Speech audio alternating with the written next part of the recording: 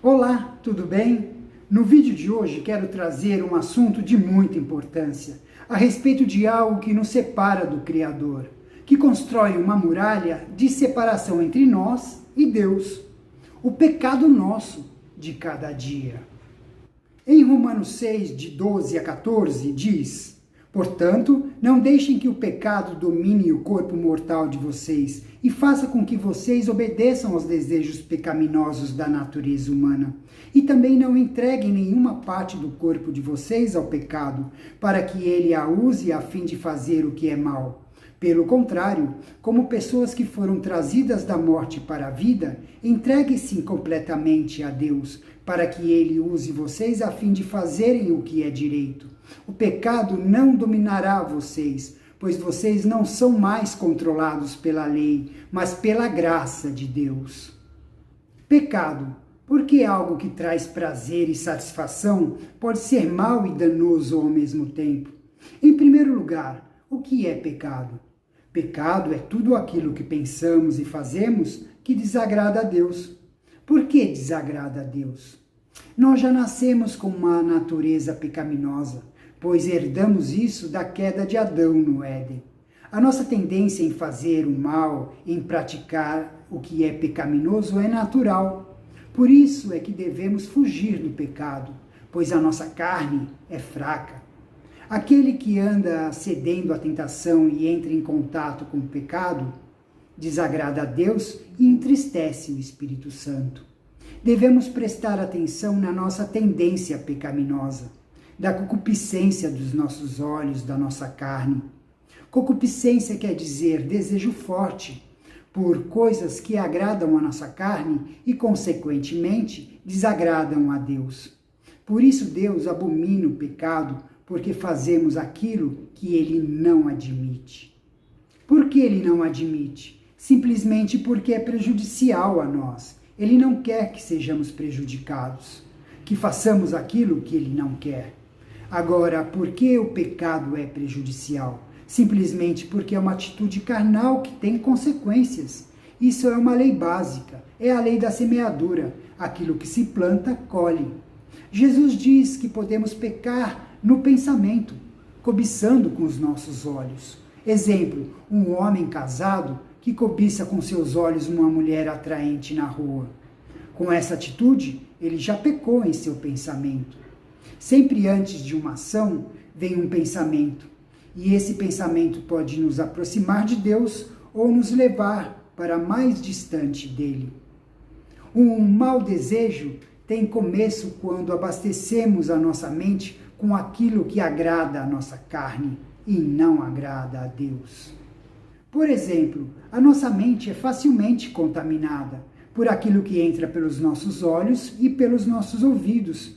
Durante o dia todo, nossos olhos, nossos ouvidos captam imagens, sons que ficarão gravados na nossa memória. Tudo isso se transformará em pensamentos que vão gerar atitudes.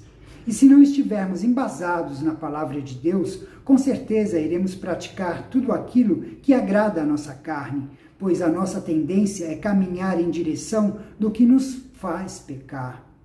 Por isso, para o verdadeiro cristão, a prática da leitura da palavra e a oração são essenciais para a nossa comunhão com Deus.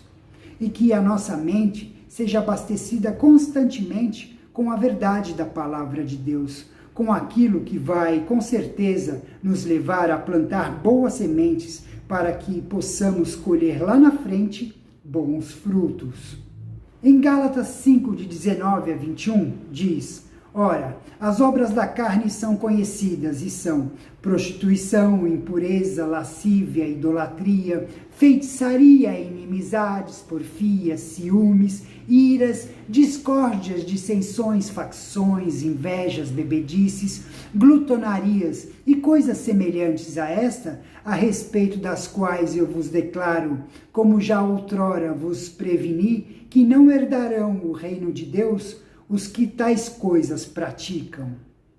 Paulo está sendo bem claro aqui que não herdarão o reino de Deus aqueles que praticam as obras da carne, pois a carne guerreia contra o espírito e o espírito guerreia contra a carne.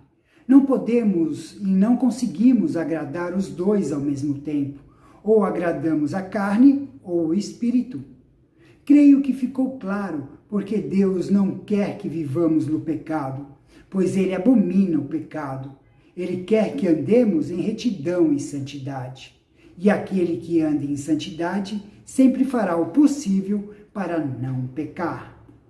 Ser tentado não é pecado. Pecado é ceder à tentação.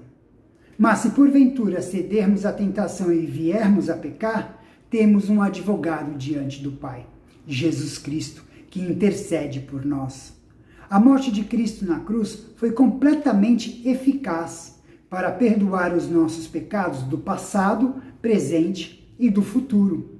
O pecado que eu cometi ontem e o que eu cometo hoje, ou o que eu possa cometer anos lá na frente, o sacrifício de Cristo já perdoou. Agora não é por isso que eu vou viver pecando só porque eu fui perdoado.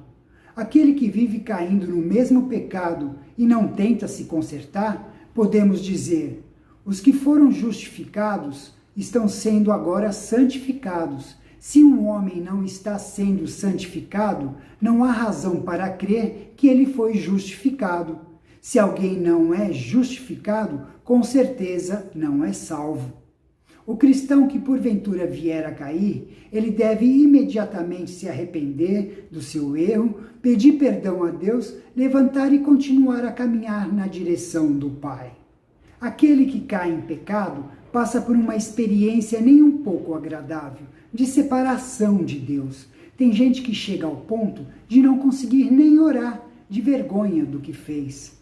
Não devemos nos desviar nem para a direita, nem para a esquerda, mas devemos andar no caminho reto que conduz à verdade, à luz, à justiça, à paz, à santidade, sem a qual ninguém verá o Senhor.